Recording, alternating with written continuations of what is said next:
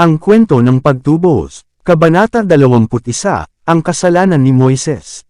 Ang kabanatang ito ay batay sa bilang 20. Muling dinala ang kongregasyon ng Israel sa ilang, sa mismong lugar kung saan pinatunayan sila ng Diyos kaagad pagkatapos umalis sa Ehipto.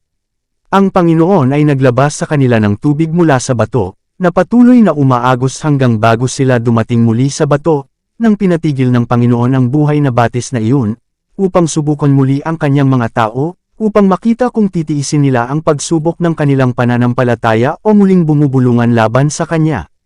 Nang ang mga Hebreo ay nauuhaw at walang makitang tubig, sila ay naiinip at hindi naaala ang kapangyarihan ng Diyos na, halos 40 taon na ang nakaraan, ay naglabas sa kanila ng tubig mula sa bato. Sa halip na magtiwala sa Diyos, nagreklamo sila kay Moises at Aaron, at sinabi sa kanila, sana namatay na lang kami nang mamatay ang aming mga kapatid sa harap ng Panginoon. Ibig sabihin, hiniling nila na sana sila ay nasa bilang na iyon na nalipol ng salot sa paghihimagsik ni Korah, Dathan, at Abiram. Galit silang nagtanong, bakit ninyo dinala ang kongregasyon ng Panginoon sa ilang na ito, upang kami at ang aming mga baka ay mamatay doon? At bakit mo kami pinaahon mula sa Ehipto, upang dalhin kami sa masamang dakong ito? Hindi ito lugar ng binhi, o ng mga igus, o ng mga baging, o ng mga granada, ni walang tubig na maiinom.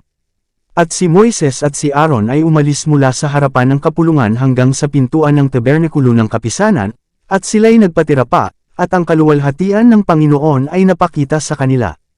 At sinalita ng Panginoon kay Moises, na sinasabi, kunin mo ang tungkod, at tipunin mo ang kapisanan, ikaw at si Aaron na iyong kapatid, at magsalita kayo sa bato sa harap ng kanilang mga mata, at ito ay magbibigay ng kanyang tubig, at ikaw ay maglalabas sa kanila ng tubig mula sa bato, sa gayo'y iyong paiinumin ang kapisanan at ang kanilang mga hayop. At kinuha ni Moises ang tungkod sa harap ng Panginoon, gaya ng iniutos niya sa kanya. Si Moises ay nagbigay sa kahinaan, at pinisan ni na Moises at Aaron ang kapisanan sa harap ng bato, at sinabi niya sa kanila, dinggin ninyo ngayon, kayong mga mapanghimagsik, dapat ba kaming kumuha ng tubig sa batong ito? At itinaas ni Moises ang kanyang kamay, at pinalo ng kanyang tungkod ang bato na makalawa, at ang tubig ay lumabas na sagana, at ang kapisanan ay uminom, at ang kanilang mga hayop din. At sinalita ng Panginoon kay Moises at kay Aaron, sapagkat hindi ninyo ako pinaniwalaan, upang ako'y pakabanalan sa paningin ng mga anak ni Israel, kaya't hindi ninyo dadalhin ang kapisanang ito sa lupain na aking ibinigay sa kanila. Dito nagkasala si Moises. Siya ay napagod sa patuloy na pag-ungol ng mga tao laban sa kanya, at sa utos ng Panginoon, kinuha ang tungkod, at, sa halip na magsalita sa bato, gaya ng iniutos sa kanya ng Diyos, hinampas niya ito ng pamalo ng 2 beses, pagkatapos sabihin, dapat ba kaming mag-imbak ng tubig sa batong ito? Siya dito ay nagsalita ng hindi sinasadya gamit ang kanyang mga labi. Hindi niya sinabi, ang Diyos ay magpapakita sa iyo ng isa pang katibayan ng kanyang kapangyarihan at maglalabas sa iyo ng tubig mula sa batong ito. Hindi niya itinuring ang kapangyarihan at kaluwalhatian sa Diyos para sa muling pagdaloy ng tubig mula sa mapinong bato, at sa makatuwid ay hindi siya pinalaki sa harap ng mga tao. Dahil sa kabiguan na ito ni Moises, hindi siya pinahintulutan ng Diyos na pangunahan ang mga tao sa lupang pangako. Ang pangangailangang ito para sa pagpapakita ng kapangyarihan ng Diyos ay ginawa ang okasyon na isa sa isang dakilang kataimtayman, at dapat na pinagbuti ito ni na Moises at Aaron upang makagawa ng isang magandang impresyon sa mga tao. Ngunit si Moises ay napukaw, at sa kawalan ng pasensya at galit sa mga tao, dahil sa kanilang mga pag-ungol, sinabi niya, makinig kayo ngayon, kayong mga mapanghimagsik, dapat ba kaming mag-igib sa inyo ng tubig mula sa batong ito? Sa pagsasalita sa gayon ay halos inamin niya sa pagbulong-bulungan sa Israel na tama sila sa paratang sa kanya sa pag-akay sa kanila mula sa Ehipto. Pinatawad ng Diyos ang mga tao sa mas malalaking pagsalangsang kaysa sa pagkakamaling ito ni Moises, ngunit hindi niya ituring ang kasalanan sa isang pinuno ng kanyang bayan gaya ng sa mga pinamunuan.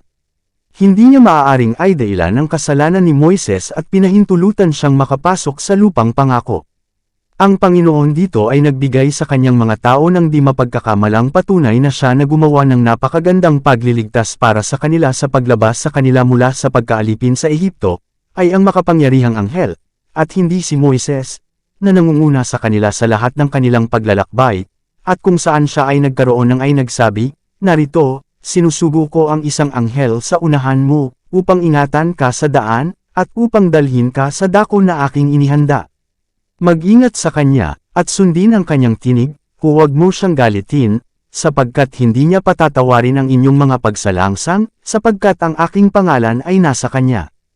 Exodo Kapitulo 23 versikulo 20-21. Kinuha ni Moises ang kaluwalhatian sa kanyang sarili na pag-aari ng Diyos, at ginawang kinakailangan para sa Diyos na gawin iyon sa kanyang kalagayan na magpakailanman ay magbibigay kasiyahan sa mapaghimagsik na Israel na hindi si Moises ang nanguna sa kanila mula sa Ehipto, kundi ang Diyos mismo. Ipinagkatiwala ng Panginoon kay Moises ang pasanin ng pamumuno sa kanyang bayan, habang ang makapangyarihang anghel ay nangunguna sa kanila sa lahat ng kanilang paglalakbay at namamahala sa lahat ng kanilang paglalakbay. Dahil handa silang kalimutan na pinangungunahan sila ng Diyos sa pamamagitan ng kanyang anghel, at para ibigay sa tao ang magagawa ng kapangyarihan ng Diyos lamang, pinatunayan niya sila at sinubok sila, upang makita kung susundin nila siya. Sa bawat pagsubok ay nabigo sila. Sa halip na maniwala at kilalanin ang Diyos, na naglatag sa kanilang landas ng mga katibayan ng kanyang kapangyarihan at mga palatandaan ng kanyang pangangalaga at pagmamahal, hindi sila nagtiwala sa kanya at iniugnay ang kanilang pag-alis sa Ehipto kay Moises, na sinisingil sa kanya bilang dahilan ng lahat ng kanilang mga sakuna. Tiniis ni Moises ang kanilang katigasan ng ulo na may kapansin-pansing pagtitiis. Minsan ay nagbanta sila na babatuhin siya. Ang mabigat na parusa. Aalisin ng Panginoon ang impresyon na ito magpakailanman sa kanilang isipan, sa pamamagitan ng pagbabawal kay Moises na pumasok sa lupang pangako. Lubos na itinaas ng Panginoon si Moises. Inihayag niya sa kanya ang kanyang dakilang kaluwalhatian. Dinala niya siya sa isang sagradong pagkakalapit kasama ang kanyang sarili sa bundok, at nagpa siya na makipag-usap sa kanya tulad ng pakikipag-usap ng isang tao sa isang kaibigan. Nakipag-usap siya kay Moises, at sa pamamagitan niya sa mga tao, ang kanyang kalooban, ang kanyang mga batas, at ang kanyang mga batas. Ang kanyang pagiging mataas at pinarangalan ng Diyos ay gumawa ng kanyang pagkakamali ng higit na laki. Nagsisi si Moises sa kanyang kasalanan at lubos na nagpakumbaba sa harap ng Diyos. Isinalaysay niya sa buong Israel ang kanyang kalungkutan para sa kanyang kasalanan. Ang resulta ng kanyang kasalanan ay hindi niya itinago, ngunit sinabi niya sa kanila na dahil sa hindi niya pagkilala sa kaluwalhatian sa Diyos, hindi niya sila maakay sa lupang pangako. Pagkatapos ay tinanong niya sila, kung ang kamalian na ito sa kanyang bahagi ay napakalaki upang maituwid ng Diyos, kung paano ituturing ng Diyos ang kanilang paulit-ulit na pagbubulong-bulungan sa pagbibintang sa kanya, Moises, nang hindi pangkaraniwang mga pagdalaw ng Diyos dahil sa kanilang mga kasalanan. Para sa nag-iisang pagkakataong ito, pinahintulutan ni Moises na maaliw ang impresyon na siya ay naglabas sa kanila ng tubig mula sa bato, nang dapat niyang dinakila ang pangalan ng Panginoon sa kanyang mga tao. Aayusin na ngayon ng Panginoon ang bagay sa kanyang mga tao, na si Moises ay isang tao lamang, na sumusunod sa patnubay at tagubili ng isang mas makapangyarihan kaysa sa kanya, maging ang anak ng Diyos. Dito niya sila iiwan ng walang pag-aalinlangan. Kung saan marami ang ibinigay, marami ang kailangan. Si Moises ay lubos na pinabura ng mga natatanging pananaw sa kamahalan ng Diyos. Ang liwanag at kaluwalhatian ng Diyos ay ipinagkaloob sa kanya ng saganang kasaganaan. Naaninag ng kanyang mukha sa mga tao ang kaluwalhati siyang ipinaliwanag sa kanya ng Panginoon. Ang lahat ay hahatulan ayon sa mga pribilehiyong mayroon sila, at ang liwanag at mga benepisyong ipinagkaloob. Ang mga kasalanan ng mabubuting tao, na ang pangkalahatang ugali ay karapat-dapat na tularan, ay kakaibang nakakasakit sa Diyos. Pinapagtagumpayan nila si Satanas, at tinutuya ang mga anghel ng Diyos sa mga pagkukulang ng mga piniling kasangkapan ng Diyos, at binibigyan ng di matuwid na pagkakataon na iangat ang kanilang sarili laban sa Diyos.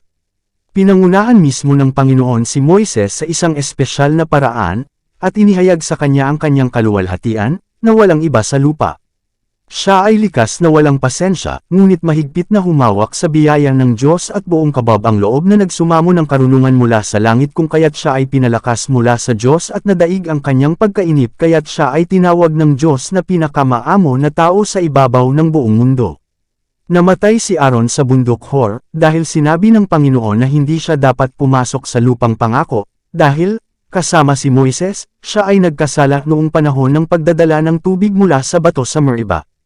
Inilibing siya ni Moises at ng mga anak ni Aaron sa bundok, upang ang mga tao ay hindi matukso na gumawa ng labis na seremonya sa kanyang katawan, at magkasala ng kasalanan ng pagsamba sa mga Diyos-Diyosan.